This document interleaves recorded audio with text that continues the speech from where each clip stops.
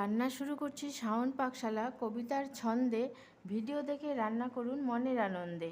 নমস্কার বন্ধুরা, শাওন পাকশালাতে সবাইকে স্বাগত জানাই। আজকে আবার একটা নতুন ভিডিও নিয়ে চলে এসেছি। আজকে আমি বানাবো চিংড়ি ভুনা। তার জন্য আমি মিডিয়াম সাইজের চিংড়ি পেয়েছি, সেই চিংড়িটা নিয়ে এসে কেটে ভালো মতো ধুয়ে নিয়েছি একটু পেঁয়াজ কুচিটা একটু বেশি করে নিয়েছি। আমি এইখানে পেঁয়াজ কুচি থেকে কিছুটা পেঁয়াজ নিয়ে পেঁয়াজের বেরেস্তা বানিয়ে নেব, আর কিছুটা রান্নার মধ্যে দেব। নিয়েছি আদা রসুন পেস্ট, আর নিয়েছি 3টে চেরা কাঁচা লঙ্কা। এখন আমি রান্নাটা করে নেব। তেলটা বসিয়ে দিয়েছি, তেলটা গরম হয়ে গেছে। এখন আমি পেঁয়াজের বেরেস্তাটা ভেজে নেব। প্রথমে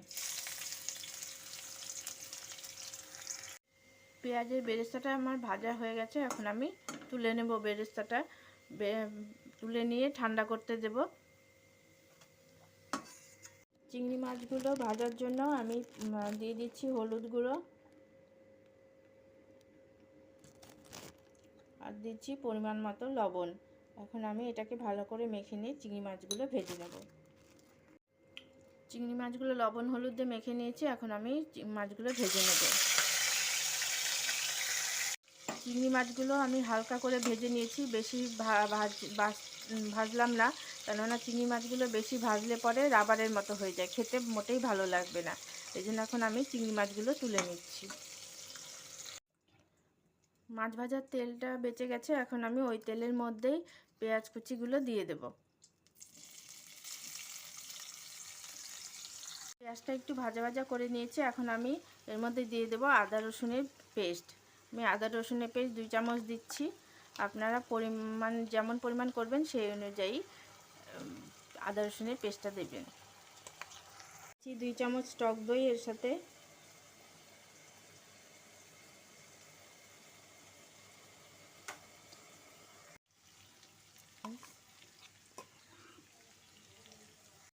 আমি পেঁয়াজের বেরেস্তাটা আর দইয়ের যে পেস্টটা বানিয়েছি ওই পেস্টটা আমি দিয়ে দিয়েছি 2 চামচ। এটা পুরোটাই দিয়ে দেব।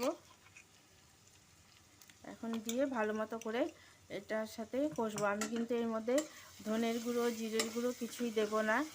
এখন আমি কিছু গুঁড়ো মশলা দেব। দিচ্ছি হলুদের গুঁড়ো,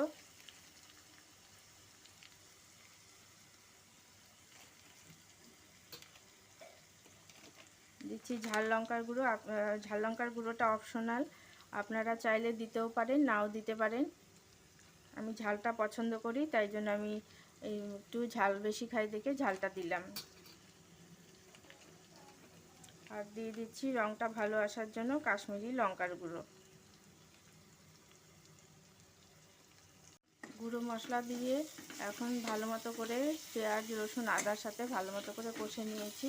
আর এখন এর মধ্যে আমি একটু দিয়ে দিচ্ছি মিক্সির বাটি ধোয়া জলটা।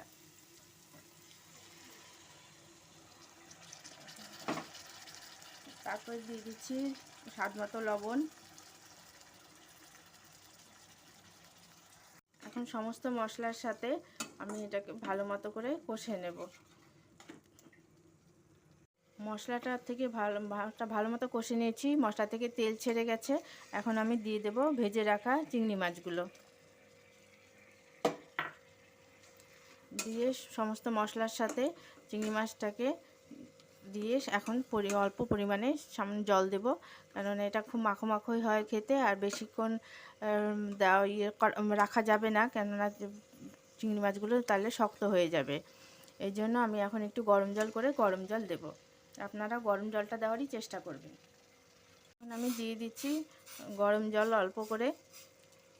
ঠান্ডা জল দিলে কিন্তু চিংড়ি মাছগুলো শক্ত হয়ে যাবে, আর এটা সেদ্ধ হতেও অনেক সময় লাগবে। সেজন্য আপনারা গরম জলটাই দেওয়ার চেষ্টা করবেন।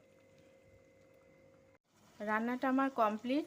আমি এখন শেষে দিয়ে দিচ্ছি 3টে পাকা লঙ্কা। আপনারা পাকা লঙ্কা পেলে দেবেন, না হলে কাঁচা লঙ্কাও দিতে পারেন। এখন আমি গ্যাসটাকে অফ করে দিচ্ছি। এটা এতই ভালো লাগে খেতে, মানে এটা না খেলে আপনারা বুঝতেই পারবেন না। অনুরোধ রইল এটা একবার হলেও বাড়িতে করে খাবেন।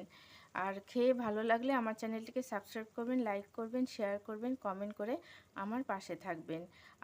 আর একটা কথা আপনাদের জানিয়ে রাখি, আমার পুজো স্পেশাল চতুর্থীর দিন থেকে একাদশী অবধি আমি নতুন নতুন নতুন রকমারি রান্নাটা আনবো। আপনারাও তো ঠাকুর দেখবেন, আনন্দ করবেন অবশ্যই, কিন্তু তার পাশেও আমার ভিডিওগুলো দেখে আমাকে অনুপ্রাণিত করবেন।